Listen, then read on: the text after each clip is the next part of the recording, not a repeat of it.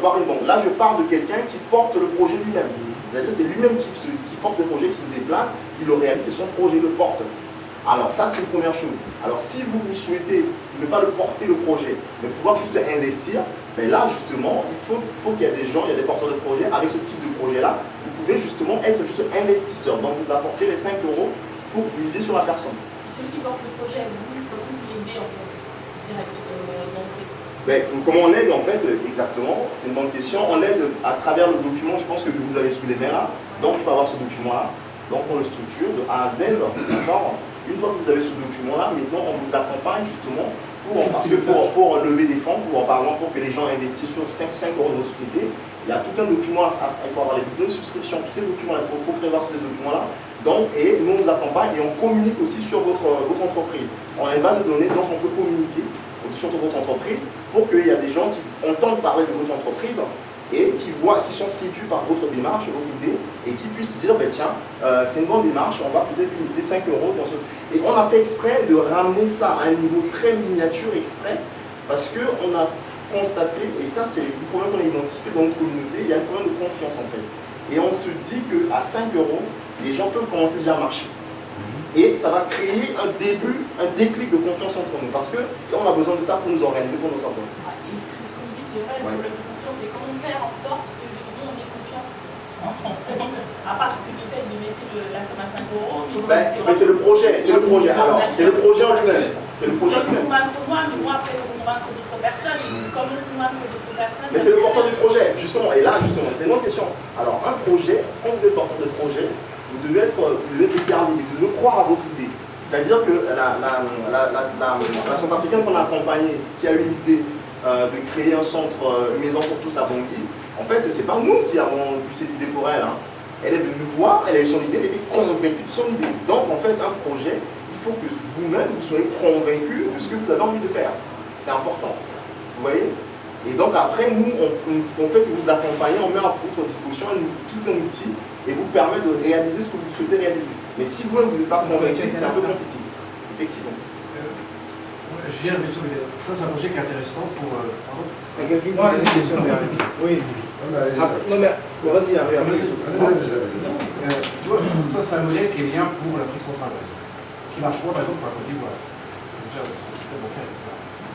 Quand tu as vu les études, un principe lié pour le montage du projet en Afrique, c'est l'absence de risque. C'est-à-dire il y a des banques, hein. Par exemple, des lumières pour les structures, c'est une banque qui ne prennent aucun risque pour l'investissement. Ils sont petits, tu vas comprendre. Il y a un truc qui dit je veux monter une société, c'est bien monté. Hein. On ne peut pas les prêter. Il change de statut, il fait ça en une association. Il trouve une ONG un peu derrière, il finance. Peut-être à l'autorité, c'est pas la même, mais il y a une partie d'entrepreneuriat qui est tuée par les ONG. C'est ça. Bon. Il faudrait voir que cette méthode permet, après, une alternative à un financement de risque. Pourquoi c'est très attentif les yeux, la personne qui dit moi j'ai ça, je fais des faits de mutualisation derrière, je donne ça, donc on trouve que ça vaut le coup. Mais on prend un risque d'investissement au départ. Hein, après, on finance le projet, on espère que ça va. C'est essentiellement ça qui marche dans le mécanisme de développement. C'est une prise de risque. Moi je trouve ça très bien. Après je ne sais pas, j'ai une question qui fâche. J'ai un projet, je suis une association où combien ça me coûte de venir vous voir parce que mettre en corrélation tous ces sphères-là, ça a un coût. Combien ça coûte concrètement? Par exemple, moi j'ai un projet, il va falloir l'adapter selon le pays, parce que même ce projet-là va falloir l'adapter selon le pays, selon la région, etc. Moi j'ai un projet, j'ai un certain capital plus bas. Il n'y a pas forcément de problème si j'ai pas de capital, je vais vous voir, c'est tout à votre honneur, mais combien ça va me coûter au final? Parce qu'il y a cet aspect-là aussi qui est important. Parce que je pense que, je ne sais pas si après vous, parce que vous, je vois que c'est une SAS et pas une association. Est-ce que vous n'avez pas posé la question aussi de ne pas vous mettre ou d'ouvrir une association à côté pour avoir plus de poids et plus d'aide et plus d'impact? Non, on va le faire. On va dire ce sujet. Effectivement, c'est une prestation intellectuelle en fait. Oui. Donc, une prestation intellectuelle, du rémunération derrière. C'est naturel. Donc, en fait, hein? Oui, mais monsieur, ouais, non, mais bon, je comprends bien. Alors, je vais comprendre. Parfait. Non, mais on fait. Ça fait 10 ans que je travaille dans le monde associatif. Voilà. Donc, en fait, on a tenté ce genre de choses-là. Alors, je dis pourquoi est-ce qu'on a souhaité se positionner en mode société avec statut SAS. Parce qu'en mode association, nous avons accompagné pas mal de personnes. Déjà, quelqu'un qui veut nous voir dans le cadre associatif, hein. J'ai un projet, aidez-moi. Donc, on prend le temps de voir, moi, ça me prend sur mes heures de travail. On monte son projet, à la fin, on lui remet les études. La personne s'en va, revient pas. Le projet n'est pas réalisé. C'est ça, en fait. Donc, c'est pour ça que je dis qu'on a mûri. On s'est dit, ben, en fait, il faut véritablement un engagement de la part du chef de projet, en fait. Avec dire que c'est fait gratuitement, c'est pas rendre service. C'est ça. C'est pas rendre service. Donc, il faut passer à un autre modèle. Et tout à l'heure, Hervé parlait, par exemple, de tout ce qui est ONG, machin. Ce sont les ONG qui plantent l'immobilier. Hein. Parce qu'en fait, on a, et surtout à travers les associations, parce qu'on a voulu faire croire aux gens que tout est gratuit, etc. Tout ça. Donc, il n'y a pas cette culture d'effort, en fait. Là, c'est ce qu'on essaie effectivement de faire. Moi, c'est d'accord avec toi. Ah, oui, mais c'est une vision. C'est-à-dire que, non, on peut être d'accord, pas d'accord, hein, mais c'est pas un problème. Mais en fait, c'est que c'est une conviction. C'est-à-dire qu'en ce qui me concerne, je pense qu'ils sont responsables. Et donc, du coup, je n'adhère pas du tout à leur... Non, les ONG, oui, mais les assos... Non, mais... Alors, non, les ONG, mais les associations. Une association a un rôle, les petites associations de quartier ou... non, je ne remets pas en cause. Je dis tout simplement, une association, on peut s'associer pour une cause. C'est normal, mais en matière de développement, c'est pas leur place. C'est ce que je veux dire en fait. Tu vois? C'est-à-dire que dès lors qu'il faut se lever à 5 h du matin, ou dès lors qu'il faut dormir à 2 h du matin, tu ne peux plus dans une association. Parce qu'en fait, l'association, tu as obligé de... Moi, je dors à une association, moi je dors jusqu'à 14 h. Je reviens à 15 h, j'arrive. Hein. Bah oui, parce que... C'est une manière de voir les choses, mais je pense que ça va être changé. Après, c'est... Bon, après, ça se discute. Hein. Non, mais ça se discute, je suis d'accord. Il y a l'argument fort. Mais il y a ça. Non, mais... après, on a changé dessus parce que c'est ça le même art, d'ailleurs. Mais je suis d'accord. Mais en tout cas, par rapport au coût de la prestation, je ne peux pas vous dire que ça coûte 1 000 €, 2 000 €. En fait, quand on a un projet, par exemple, là, c'est un projet de poulailler, on va raisonner en jours. Voilà, ça prend combien de temps? Et aujourd'hui, par exemple, sur le marché, en tout cas un junior est facturé à 300 € le jour. Ouais, le taux journalier, c'est un junior, il est facturé comme ça. Donc si le projet lui prend 3 jours ou une semaine, il est facturé de cette façon-là. Parce que c'est le temps de travail qu'il faut pour produire le projet et il faut intégrer le coût. Parce qu'on est une société et donc du coup on a des coûts. Voilà. Donc il y a tous ces paramètres-là qu'il faut prendre en compte. Mais après ça, je prends le cas d'un junior. Moi je suis senior. Donc du coup, je ne suis pas facturé de la même façon. Mais donc du coup, c'est pas la même prestation. Et deuxièmement, ça dépend du projet. Quand on travaille sur un projet avec un budget, un besoin de financement à hauteur de 50 000 €, on n'est pas sur un projet immobilier où on a besoin de lever 1 million d'euros. Vous voyez, je veux dire. Voilà. Donc du coup, en fait, c'est pas la même quantité de travail, c'est pas le même temps de travail, c'est pas le même investissement. Oui, donc voilà, donc c'est tout varie. Après, encore une fois, dans les échanges que nous aurons, parce que le rêve va se réaliser. C'est que Hervé arrive à être à la tête, par exemple, d'une entreprise au Congo. Je suis entrepreneur. Non, mais c'est un exemple. Mais c'est ça, c'est-à-dire que mon rêve, c'est de me retrouver peut-être à la tête, à gérer peut-être un immeuble, voilà, au Sénégal, à Dakar. Voilà, c'est ça en fait. L'idée c'est ça, c'est être capable de dire, voilà, quelqu'un qui est ici, qui dit à horizon 3, 4, 5 ans, je veux faire ça. Et donc on essaie de faire le chemin ensemble. C'est ça, de travailler ensemble, de mettre en place toute l'organisation pour qu'à horizon 3, 4, 5 ans, la personne arrive à réaliser son rêve, tout simplement. Mais ça peut se faire. Généralement, ce qu'on a remarqué, c'est que souvent, soit on est un peu pressé, ou bien on manque de constance. Voilà. Et donc, du coup, de fois, puisqu'on est pressé, on veut faire vite, c'est compliqué. Et puisqu'on n'est pas constant dans ce qu'on fait, et donc, du coup, bah, en fait, à des moments où on oublie, on range. Or, si on se dit, je me fixe 3-4 ans parce que j'ai envie de descendre, réaliser quelque chose sur le terrain en Afrique, je commence à travailler dessus. Et je commence à collecter les 5 € aujourd'hui. Parce que tout le monde n'a pas ne peut pas dégager 50 000 euros d'un coup. Hein. Quelqu'un qui veut dire aujourd'hui, je veux avoir un poulailler au Sud-Soudan, par exemple, dans 5 ans. Voilà, il dit c'est mon objectif. Et donc, je travaille avec mon petit salaire, je m'organise, et puis à travers tous les outils que vous allez mettre en place, la personne prend le temps sur son projet, travaille, se renseigne, prend les informations, identifie l'endroit, toutes les étapes nécessaires, et puis au bout de 5 ans, la personne dit je me déplace pour réaliser mon projet. En fait, c'est l'idée qu'on veut mettre en place. Soit on s'inscrit dans cette logique-là, je pense que c'est en gros ce qui pourrait marcher, ou bien la personne dit je veux descendre en Afrique aujourd'hui tout de suite, comment je fais? Ah, il faut que j'aille voir le Fonds monétaire international, il faut que j'aille voir la Banque mondiale, il faut que j'aille voir machin. C'est très compliqué. Généralement, on est déçu. Moi, on a essayé, en tout cas, nous a jamais répondu. Voilà. Question. Oui.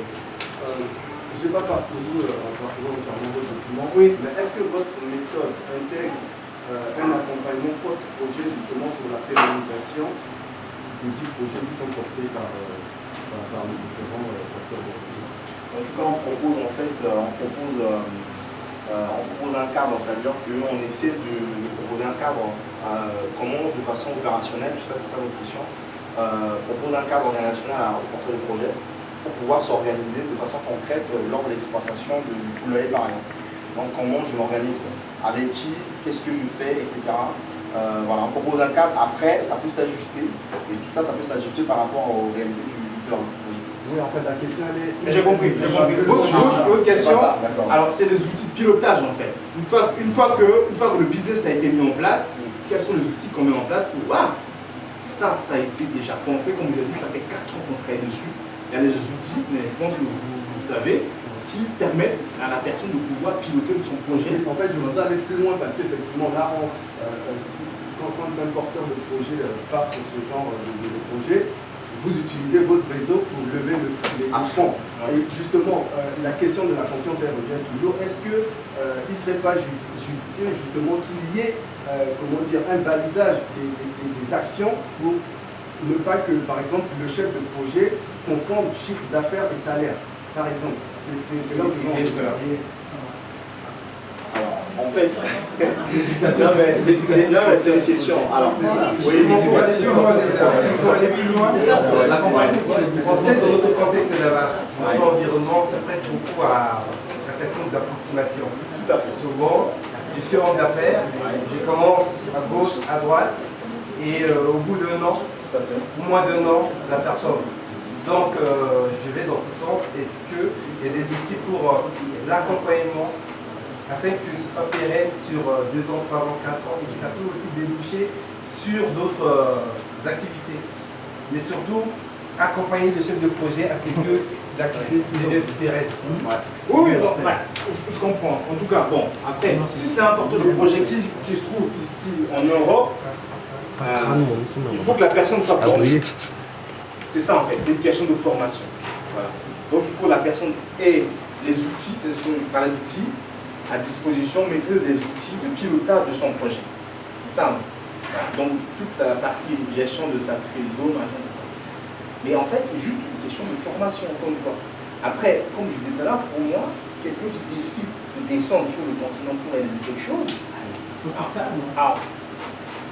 après, si tu descends et que tu confonds chiffre d'affaires et machin, tu as un problème.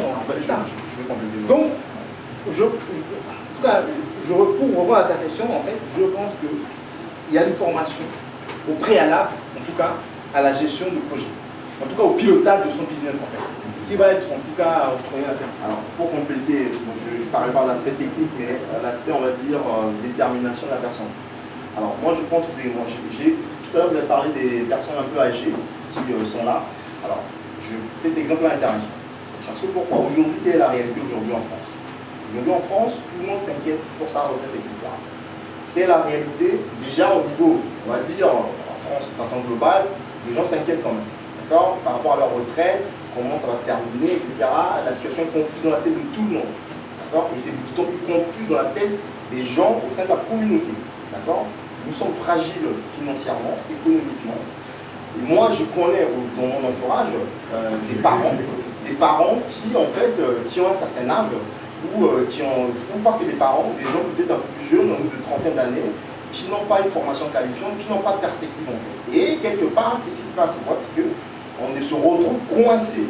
C'est-à-dire on a envie de rentrer, mais on n'a pas de projet, et on est là parce qu'on n'a pas le choix. Et donc, en fait, et là, la détermination de la personne, retournons dans les questions. Je pense qu'il faut, à un moment donné, c'est-à-dire que le porteur du projet doit être quelqu'un. Un projet, en fait, ça s'invente pas. Il faut vraiment que la personne a l'idée et puis soit déterminée. C'est important. Après, maintenant, la personne a le choix. En tout cas, on a le choix. Soit, en fait, on reste dans une situation plus ou moins aujourd'hui dans laquelle nous sommes, où c'est extrêmement compliqué pour tout le monde, en termes de perspective, etc. Moi, je discute avec mon oncle qui est parti à Bondy. Je lui ai parlé de ce projet-là.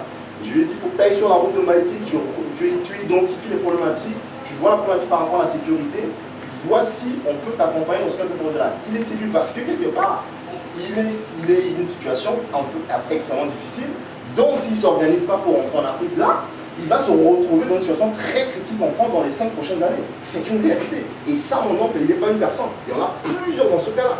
Donc, en fait, soit la personne est déterminée et qu'on l'accompagne, c'est cette question-là, en fait, aussi, hein, on sous-jacent, en fait. Hein. Nous, parce qu'on en a marre, en fait, de voir dans notre communauté notre souffrance, en fait, sincèrement. Et on veut justement apporter des solutions concrètes pour pouvoir nous accompagner, nous en sortir. Voilà moi ce que je peux dire par rapport à ça. Pour accompagner, en fait, pour répondre à votre question, c'est pour les projets qu'on a réalisés, nous, ici, avec les gens qu'on travaille, il y a un contrat entre ces personnes-là et nous, donc on signe le contrat, qui font la société, comme je dis, l'ORL ou le société d'import-export, ils ouvrent des comptes en banque, donc ils ont dit sur 5 ans, tu comptes salaire, donc chaque mois, là, il y a encore, il y a un salaire qui doit verser, ils n'ont pas le droit, ils n'ont pas la main dessus, quoi. Il y a un contrat, tout on est lié par un contrat, on réalise leur projet, ils touchent leur salaire parce qu'ils évitent ça pendant 5 ans. Nous, de notre côté, on est une société, donc on a réalisé leur projet, donc ils doivent nous verser chaque mois ce qu'ils doivent nous verser.